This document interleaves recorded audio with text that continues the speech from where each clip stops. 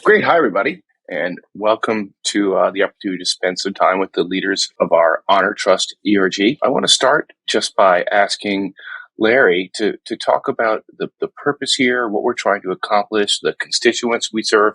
Maybe just give us a little background to get us rolling.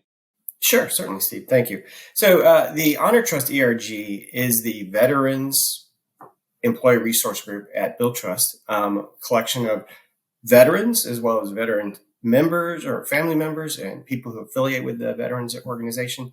And our primary goal within this ERG is supporting veterans and veterans families within Billtrust, and then educating Billtrust employees about veterans and the impact to our nation, our local communities, and our impact within Billtrust, and how we can bring our veteran experience and that wealth of knowledge and activity that we've had throughout our careers to Billtrust to try and better Billtrust and just help people, understand where we're coming from and what we bring to the table. I think the important thing is to educate other Billtrust employees about how military service has impacted us and also why we chose Billtrust. I think being a military member, Billtrust is a huge team, and that's what I was looking for. So I've been pleasantly surprised and grateful to be part of the Billtrust team, because that's what being in the military is all about as well. Steve, the only thing I guess I would add is we approached it from a standpoint of hoping to educate everybody on not just the sort of the general talk about veterans and what that means, but the bigger picture of how it impacts more than just the veteran. There's family members, there's neighbors, there's a community, and, a better understanding of what that, it's not a job, it's a commitment, and maybe convey that and help build that understanding.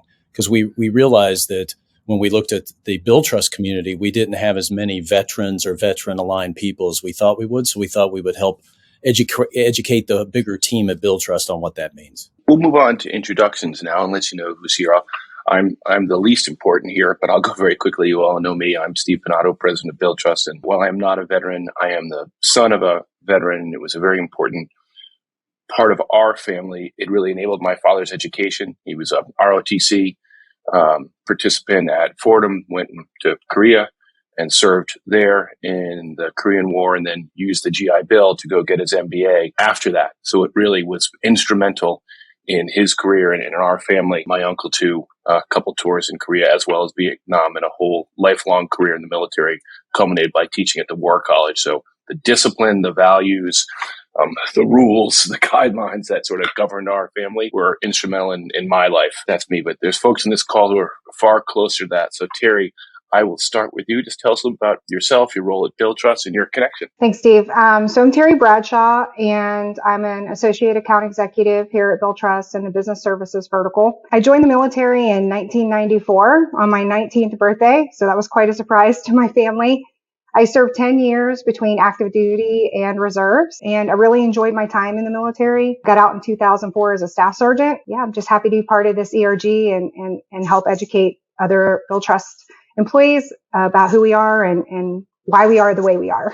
Thanks, Teri. And Larry, we've heard from you, but maybe the background. So Larry Foran, I'm the VP of Compliance and Risk. So yeah, not the most glamorous job at Billtrust, but I was served in the Navy for 21 years. My wife also served in the Navy for 20 years. I come from a military family. My grandfather and father served in the Navy. 4 of my 5 children served in the military. So we wear boots and uniforms very, very proactively. The military, being a part of the family, just continued that core value of serving and doing something greater than yourself and moving the family forward is what we always talked about. And when I come to Billtrust, I look at moving the team. It's the team environment and how we build that team and make sure that we leave nobody behind. We always keep moving forward towards the goal. Thanks, Larry. And we've got a guest today, Victor Rodriguez. Introduce yourself, please, Victor. Hey, thank you guys for having me on today. I am not an employee at Billtrust, but I am the brother of a Billtrust employee. And I myself was a veteran. I spent 10 years in the United States Marine Corps. The first 2 years of that doing some more technical work. And then I switched over to combat arms and did 7 years as a reconnaissance Marine. Where I was medically retired and then transitioned into civilian world. Well, first off, before we go to Steve, thank you all for your service and for your commitment to us and our country and our society, we all appreciate it and value it immensely. And it's great that you bring that to Billtrust. Steve, you're the executive sponsor here, and I know this is near and dear to your heart. Maybe tell us a bit about your connection. Yeah, thanks, Steve. I guess my connection is my father served in the United States Air Force for 36 years. It funded my college indirectly through my father. It touched my life on so many levels. I chuckled when you talked about the rules and the regulations and the approach to, I'll call it childbearing and raising. It was, but it made me what I am. I often think if I didn't have the benefit of a father that was a chief master sergeant, what negative paths I might have taken in my life. Yeah, I grew up around the base and the community, and it just showed me that commitment. And I'm so appreciative of it. So I wanted to participate and give a little bit back if I could. Thanks, Steve. We heard a bit about what Victor did, but Larry, I don't know, what was your role in the Navy, and what was your wife's role? And did you meet during service, or just, give us a little history of what that work experience and personal experience was like? So certainly. So I enlisted when I was 19 years old. My whole goal had been to be an officer, and I wanted to be an astronaut. That's where I wanted to go with my life. And so I figured join the Navy, be a pilot, be an astronaut, go see the universe. Unfortunately, when I went to the military, I took the test. I could be anything I wanted in the Navy. And then they said, oh, you have a color vision problem. And so they said, so all of this is out of the window. You can be one of these 6 rates. And so they said, how about cryptography? And I was like, what's that? And the recruiter said, I don't know, but it sounds cool. So I said, sure, sign me up.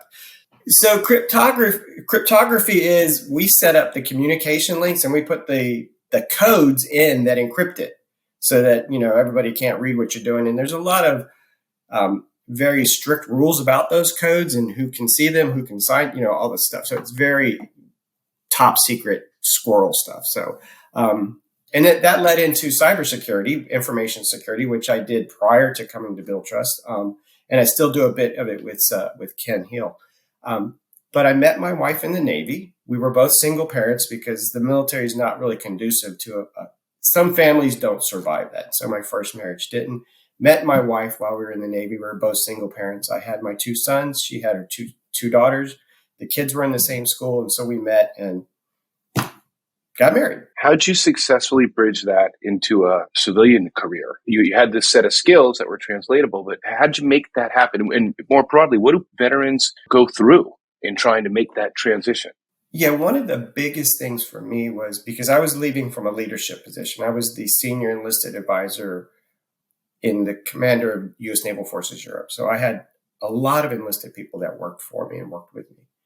When I transitioned, I took a big step down to just being a manager of a small team and understanding that we go through phases in our lives, leadership roles. Sometimes you have to step back and then work on it a little bit more.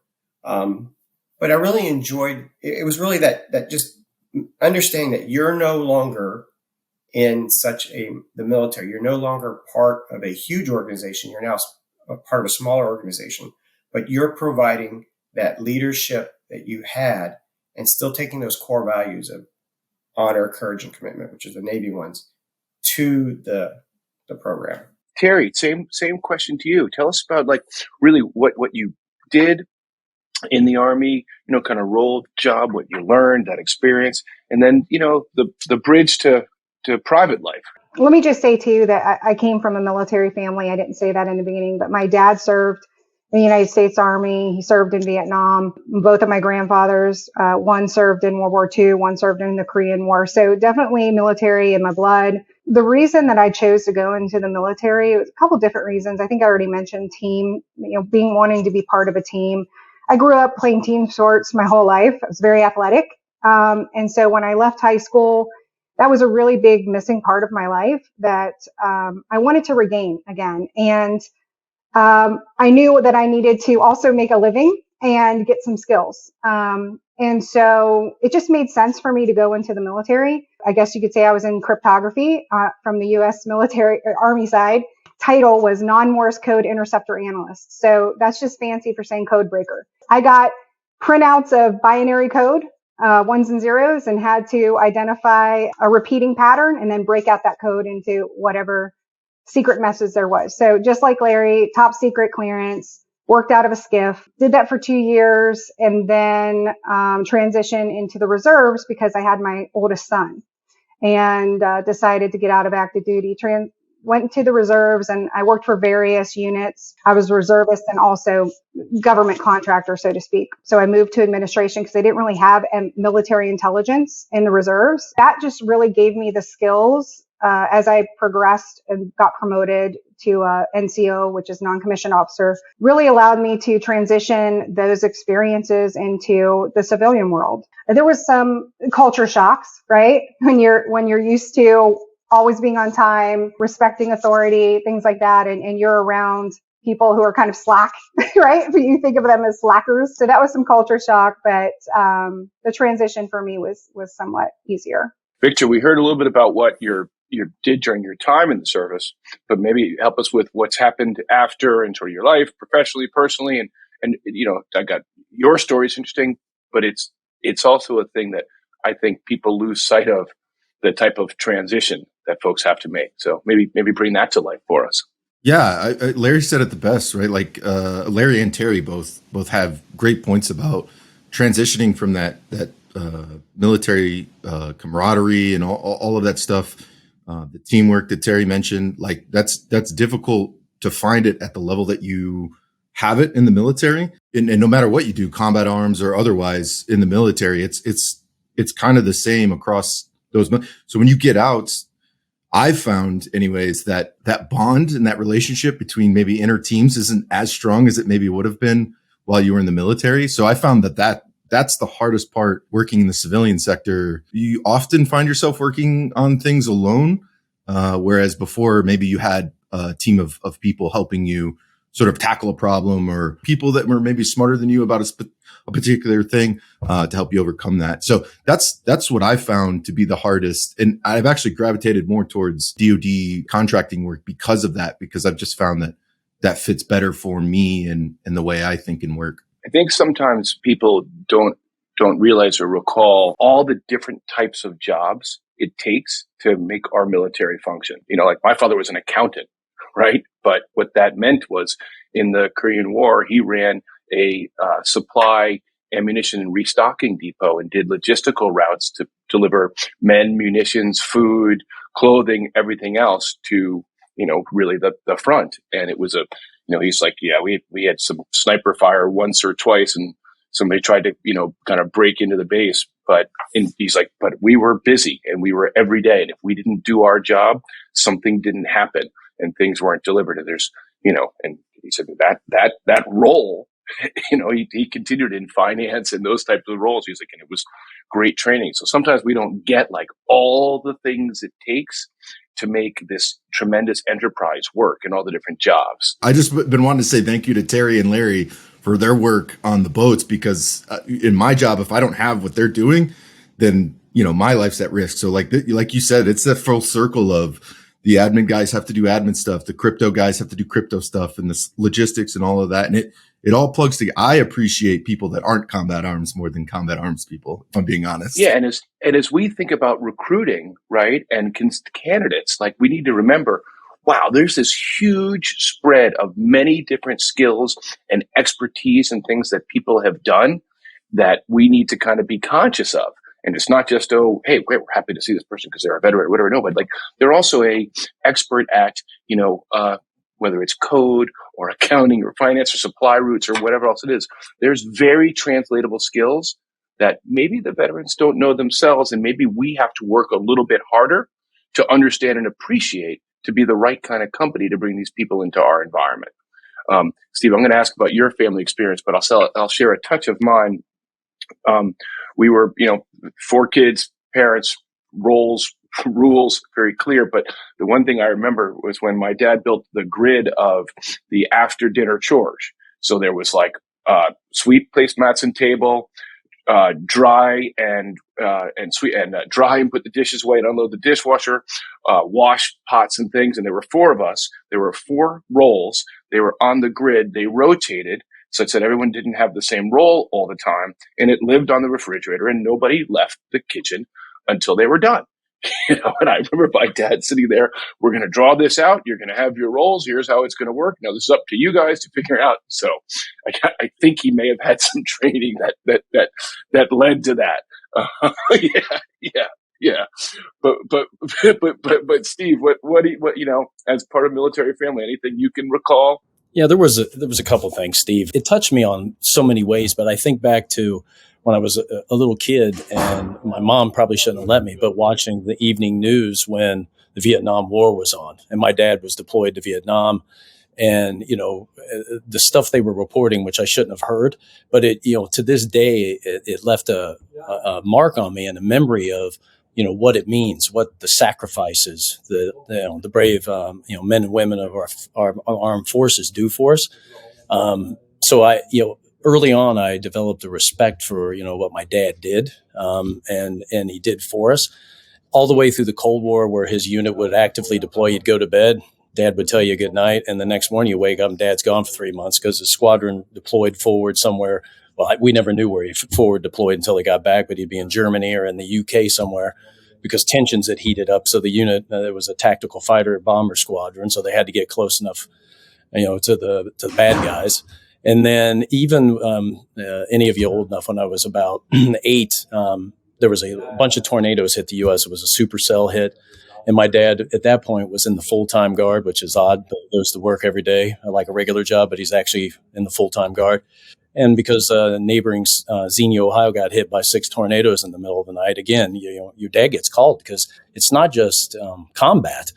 Our armed forces are deployed to help us in times of strife like tornadoes, hurricanes, to go out and help people, right? And your dad's gone again. So, I developed a real respect for what they do. Yeah, let's stick with that theme a little bit, Teri, and I'll come to you. Growing up in a military house, and it sounds like you had generations and both parents, I think I heard. So, what's stuck with you? What do you recall?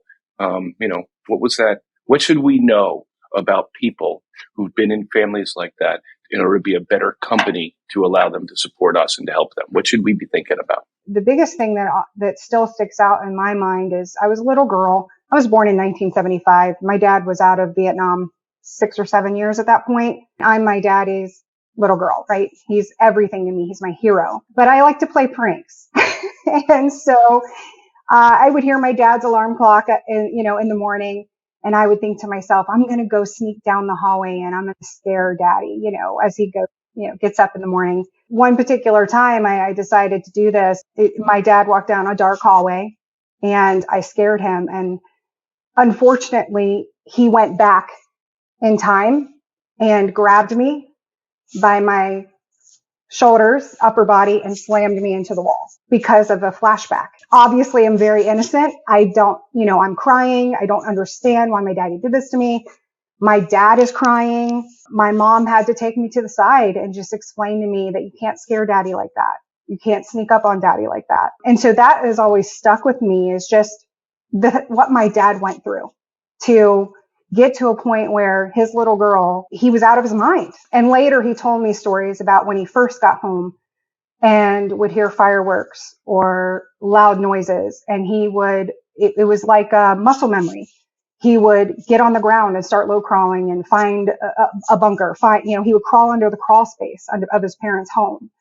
And so all of those things stuck with me. But my dad had nothing to say but good things about his service and the friendships that he made there, the camaraderie that he had. Yes, he told me horrible stories when he finally opened up to me, but I was just so proud of him that he was the man he was despite everything that he went through. That's amazing. Thanks for sharing that. I know that's sort of deeply personal, but it'll be important to people to get that. And I guess what you made me think of is we kind of never really know, what people have gone through, whether it's the military or other parts of their life. Right. You don't really know. And so having the willingness to learn, understand, or just respect quietly is probably something that, should be something that we value just in everyday life, but maybe more here, right? Maybe more room. So that's amazing. How about Larry? You got it both ways. You've got it growing up, and now you're raising a family. Maybe we'll we'll start with growing up. Then I'm going to ask you sort of what it's like to be a parent, and some of those hard things. But anything you recall from foundational to you in your life growing up that has made you the person you are, the professional you are? Well, and going back to some of the things that Victor and Teri said, as the child of a serviceman, my dad was in the Navy, and so he was in air crew, worked on airplanes, and so his squadron would go, and they'd go on the big aircraft carriers. And I clearly remember as a small child seeing that ship leaving, and my mom piling me and my three brothers into the car and going home. And we didn't see Dad for 6-7 months. It was just Mom. And then when Dad comes home, it's like part of you's like, who is this guy? And then he's back in your life for 18, 20 months, and then he's gone again for 6 months. So it was that, that male figure that for a young man establishes the role for your life. It's just seeing the sacrifices that he made. He didn't want to go, but he had to as part of his job. So you build that and you internalize that, and it becomes part of you. And, it's something that I've struggled with, is like being very independent in my family, even with my current family. It's like, hey, I'm me and you guys are you, and I have to protect myself because I'm going to leave, and I want to protect my emotional state. But now with being the father, because my wife and I have 5 children, 4 of them were in the service, 2 of them are still in, 2 got out, so we have a mix there. And talking to my children about, you're going to leave your family for a while. You have to make sure that you cherish that time that you have with them and let them understand and know that what you're doing. And then knowing that there is there's a benefit that the rest of us get from that, because we have that security, that protection, that we have a military. It's like having a big cop living next door to you. You don't have to worry about somebody breaking into your house, because you have a strong military that's protecting this nation, keeping us the most prosperous country in the world. It's a part of that. But it's also dealing with those family intricacies. When your child comes home and they tell you some of the stories that they've gone through.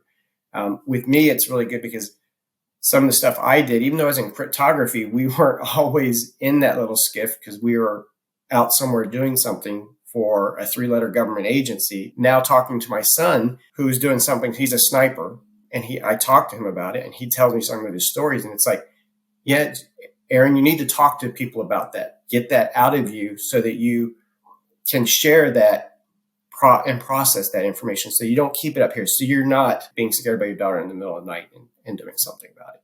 Because I saw my uncle who was in Vietnam, that happened to him. We were all in the house and he's talking, and all of a sudden he just wigged out and started throwing stuff around the house, and my mother and father got us out of there. But he just PTSD, he went back to Nam, and he was just losing it. So it's just helping the military member get through that emotional stress and understand how to deal with it. Have you got any suggestions or thoughts for how we as a company create an environment? We've got employee hotlines. We've got access to counseling. We've got those things as a matter of course, right? But you have to take them on. I mean, we've got this resource group, which hopefully is a forum where people can communicate with each other. Anything else you can think of that sort of we should have on the mind, or resources you've seen at other companies? One, for me personally, having this group, because this is the first time I've been at a company that has an active veterans ERG. I was in the military for 21 years. I worked for 3 other companies before I came to Billtrust, and this is the first one that has a veterans ERG. And that's why when they mentioned it, I says, my hat's in the ring on that one, because I think this is a resource now, especially we're getting the word out. We have the channel. There's more people knowing who we are. So those veterans that are hiding out there in the company, if they have a problem, they know we're here. We've experienced it. We know what they went through. We can share that story, and, we can find the resource to help them. I think a lot of veterans are very proud individuals, and they should be. We've done stuff that not everybody gets to do. And I think those resources, while they're great, they assume that the veteran's going to approach and use them. And that's often not the case. And, there's all kinds of statistics. I'm not familiar with all of them, so I'm not going to spout numbers. But I think for me personally, approaching it in a more organic matter, just hanging out with people like we're doing with this sort of session here, and listening to other people talk, and maybe they don't even chat for the first time, but they start to feel comfortable with knowing other veterans that are in the vicinity. And then that sort of prompts them to maybe talk about a moment that maybe didn't really scare them, but it starts to open that door for them and let them know, like, it's more of a proactive approach rather than a reactive approach with hotlines and such, which are great. Again, great tools. We as veterans are very proud individuals. We've done a lot of great things, and it's tough for us to sometimes admit that there's an issue going on, and we repress it. And for me, I talk about it with anybody that has a question. I love talking about my military service. I was going to ask about that, Victor. So I'm glad you start on that. Like, sometimes it's a little awkward. Like, people want to ask, don't know if they should ask. What should they do? How do you tell? And people, there's fascination, particularly, I think maybe more so around combat operations. So, what advice would you give to like a coworker who's, kind and interested and wants to know when they approach you, like, or just how would you counsel people on that front? Because it can be awkward. It is awkward. It's awkward for the veteran too, just as a heads up. Like, so when you engage in that conversation, and not all veterans are the same, some may want to talk about it and some may not. So, somebody who hasn't served that would like to know more, feel they're a person at the end of the day. They're not defined by their veteran status or their military service. It's just something that they've done. And if you just have a regular conversation with them and treat them like regular people, they're more likely to open up and talk. Me personally, I could feel when someone wants to ask me a question. So I'm like, hey man, I'm an open book, ask me whatever you want. And, I get pretty much the same 5 questions right off the rip. And then we get over that awkwardness, and it turns into why I did what I did, or, how it affected me, or, and that's helped me personally. But I realize that people are different and they just have different ways of approaching it. I have a lot of anxiety about it, so I like talking about it, and it sort of alleviates that. I'll ask one more question to each of Teri and Larry, and we'll wrap up. Just in your kind of social and professional life, Teri, do you find yourself gravitating more toward other military folk or not? Or do you find, challenging to be outside of that environment? Like, how does your background and your service impact kind of your broader life? Definitely in my social life. So my husband is also a U.S. Army veteran. I would say the majority of our friends outside of work are veterans. They just seem to get us. We get them. We have a good time together. They share stories. So socially, yes, we definitely gravitate towards that. We're part of an organization called Team RWV that promotes fitness for veterans who've gotten out of the service. Because as we all know, we train, physically train while we're in service. And when you're out, that can go by the wayside. So this particular organization usually the first thing get you back into that, that training regimen. And so, yes, socially, we're very much military minded still. And our families are military minded. My husband's dad is also a retired lieutenant colonel from the Air Force. So it just kind of runs through our family. But as far as professionally, there were times when I wanted to work for organizations that were military minded, like Victor said, DOD. But in all of my professions up to this point, I've been almost kind of on an island, not too many veterans. So it was such a great surprise to see this ERG pop up. And it's important to me to be a part of it and to put as much effort as I can to help other veterans in Billtrust, to help recruit veterans to Billtrust. Because again, I'm just so grateful to be part of the team. I see it every day interdepartmentally. We come together to make things happen. And that's what the military was about. So I'm happy to be part of the team, and hopefully we can get more veterans in here and grow this ERG. Last word for you, Larry, kind of just same thing, maybe just a bit of, broader life. Yeah. So I guess that with Teri, mine's a little bit different, because when my wife and I, when I retired, my wife was still active duty for like 4 more years. And so I was very active. And then when she retired, we basically closed the chapter on our military careers. Now, we had the children that were going off and doing theirs, but we turned and focused on our family, and then on our civilian roles and careers. We always knew, we always participated in veteran stuff, but it wasn't like the driver that the military had become. Like I said, it was a chapter, it's over, we're going on. But now that my children have grown up and they're in the military, so we're being drawn back in a little bit, and it's great. Because we have a lot of experience. My son calls us, "Hey Dad, the Navy won't do this." I'm like, "Well, talk to this person, talk to this person." And again, like Teri, there's not a lot of military in the companies that I've worked with. And so when you find those people, you're like, hey, we have this common thing. And you know that if you have an issue, you can go right to them. And it's like the military network within a company that you can start using to get things done. But at the end of the day, I'm not just a sailor.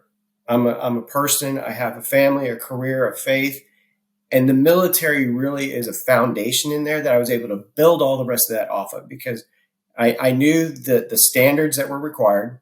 So that's my foundation. And now I'm just building a better house on top of it. That is my life with my family and friends. Thank you all again for your military service, but thank you for your service here, helping us be a better company and help us understand better. And it's important for veterans and military families. It's important for any number of underserved or disadvantaged communities out there. And these are things we think about as a business, and how do we recruit and how do we make, a team that's diverse. But, we've talked a ton about team here today, and that's the only thing that makes it go. I know we work in software, but it's a people business, and there's very few people who do things independently in our, maybe none in this company, that are not reliant on or connected to something else that someone does to advance us.